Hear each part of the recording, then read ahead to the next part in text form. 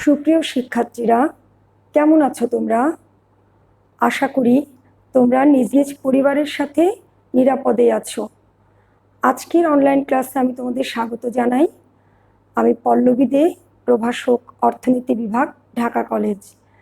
আজ আমরা আলোচনা করব অনার্স প্রথম বর্ষের মাইক্রো ইকোনমিক্স কোর্সটির থিওরি অফ প্রোডাকশন চ্যাপ্টারটির উৎপাদকের ভারসাম্য বা প্রডিউসার্স ইকুইলিব্রিয়াম বিষয়টি।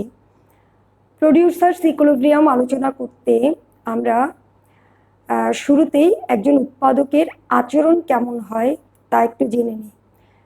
একজন উৎপাদকের মূল লক্ষ্যই থাকে উৎপাদন সর্বোচ্চ করা বা মুনাফা সর্বোচ্চ করা এবং খরচ সর্বনিম্ন রাখা।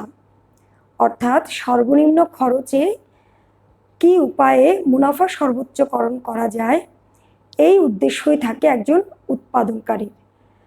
এবং যে পর্যায়ে সর্বনিম্ন খরচে মুনাফা সর্বোচ্চ হয় সে পর্যায়টাকেই বা সে অবস্থাটাকেই উৎপাদনকারীর ভারসাম্য অবস্থা বলা হয়।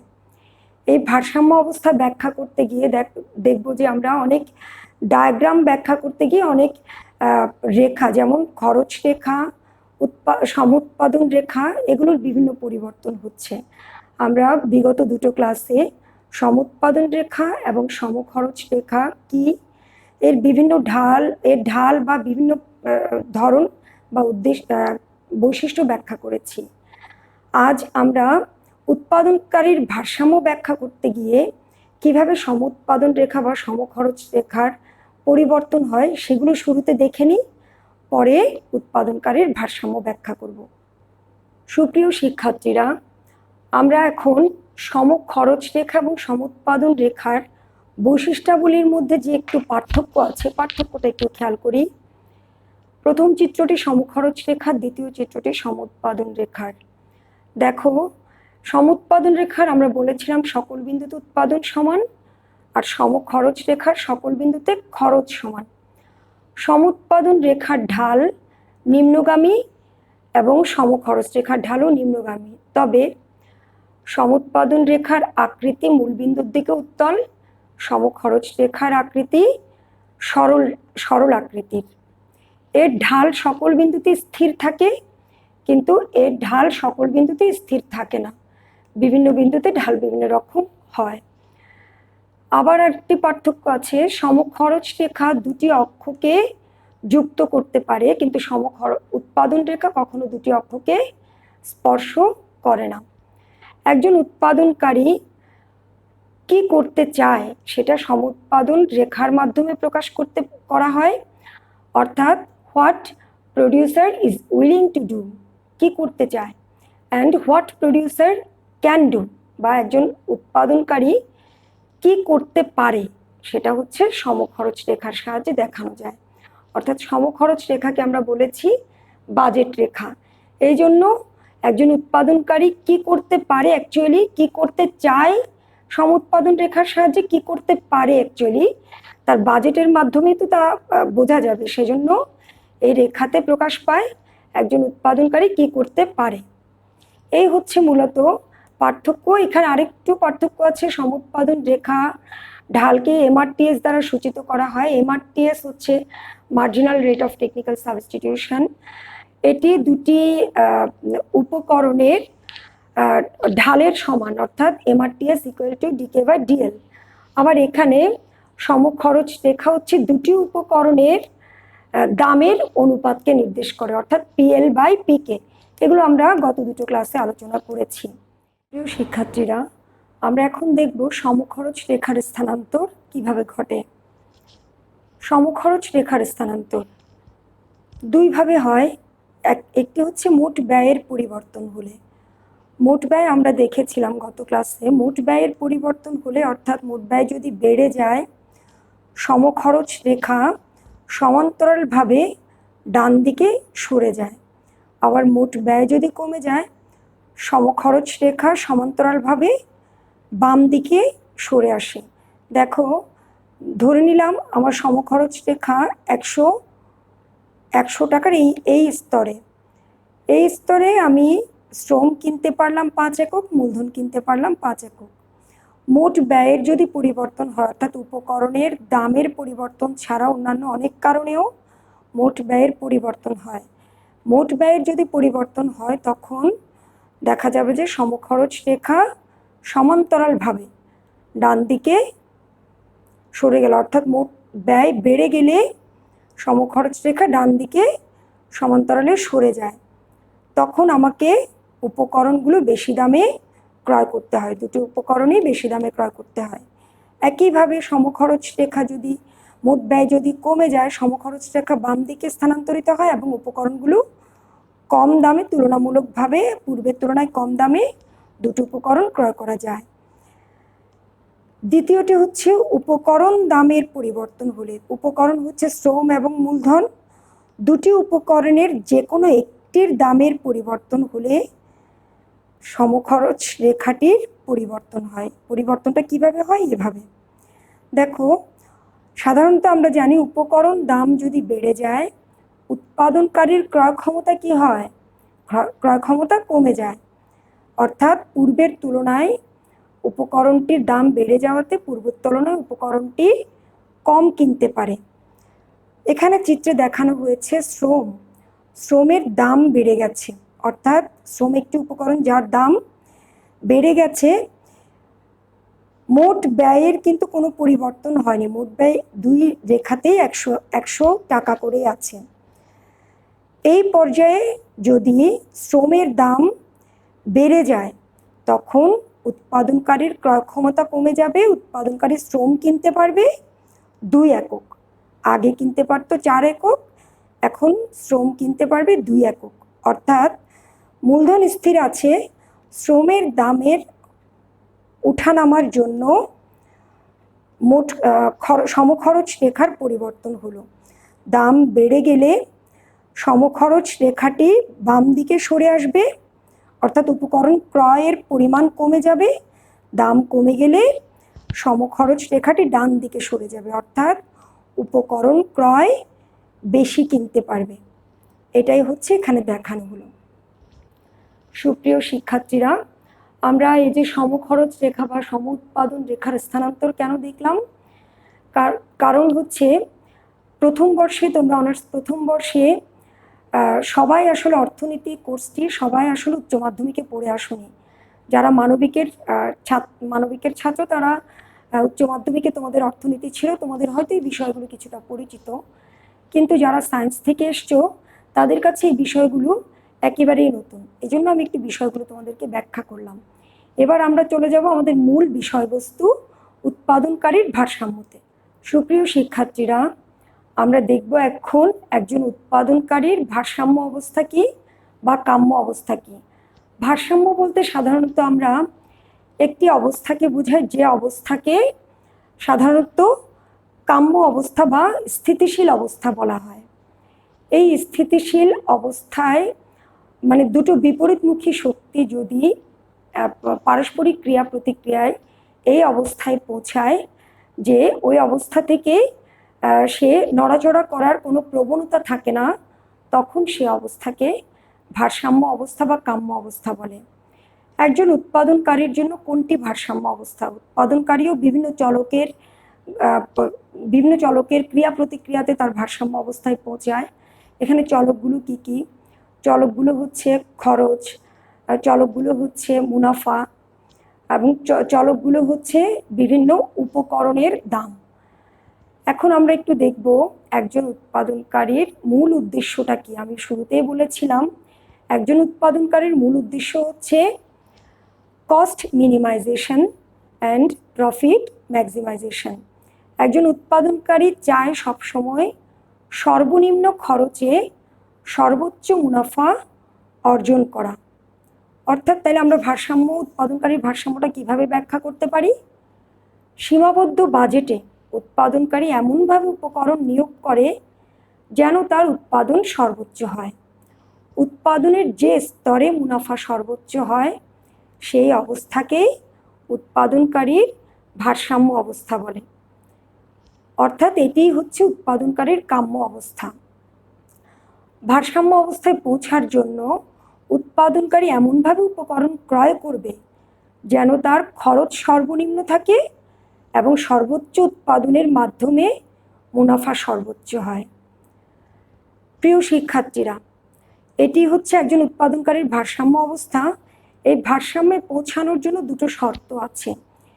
দুটো শর্তকে আমরা, একটি শর্তকে বলি প্রয়োজনীয় শর্ত, এবং প্রয়োজনীয় শর্ত পূরণ হলে পর্যাপ্ত শর্ততে পৌঁছায়।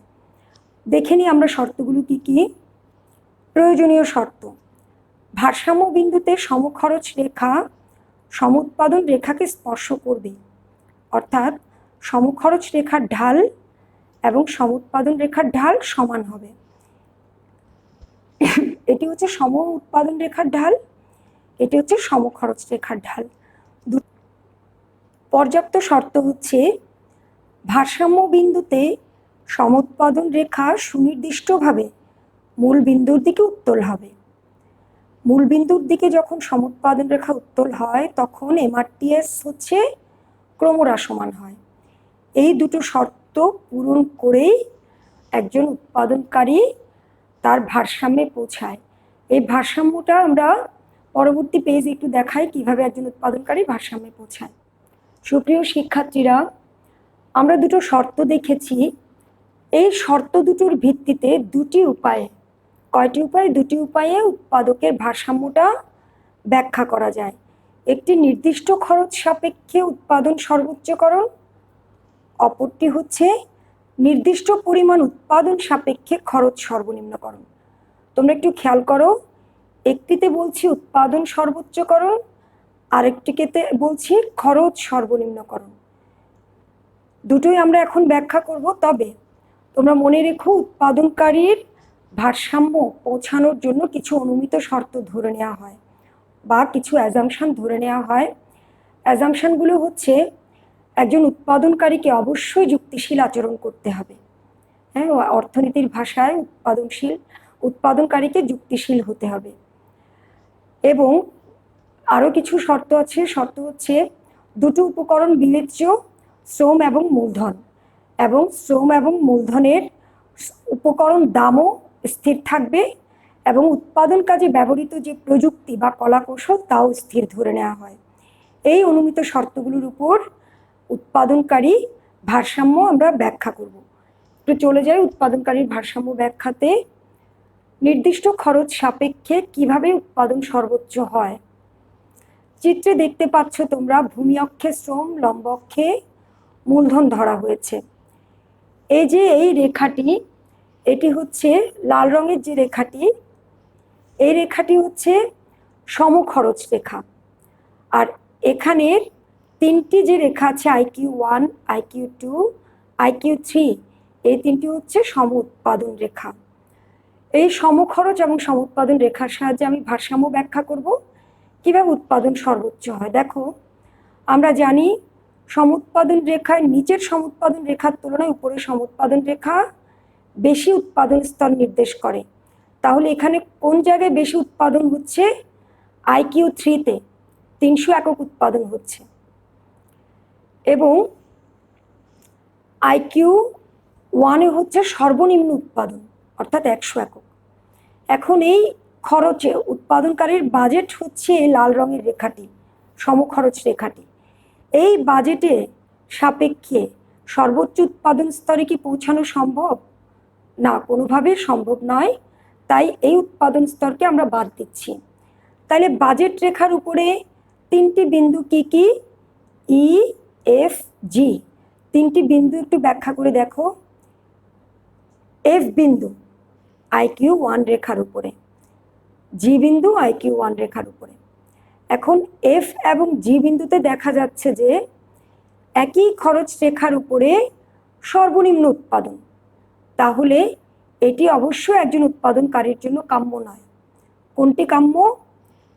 এই সমখরচ রেখার উপরস্থ এই সর্বনিম্ন উৎপাদনের চাইতে যদি আরও একটু বেশি উৎপাদন করা যায়, অর্থাৎ এখানে 100 একক, এখানে 200 একক, এই বিন্দুতে দেখো 200 একক উৎপাদন স্তরে পৌঁছেছে এবং এখানে বাজেট রেখাকেও স্পর্শ করেছে। ফলে এই বিন্দু হচ্ছে একজন উৎপাদনকারীর সর্বনিম্ন খরচে উৎপাদন সর্বোচ্চ। এখন এখানে এটি কাম্য উৎপাদন স্তর এবং কাম্য সংমিশ্রণ অর্থাৎ উপকরণ সংমিশ্রণ কতটুকু, 0 L0 এবং 0 K0।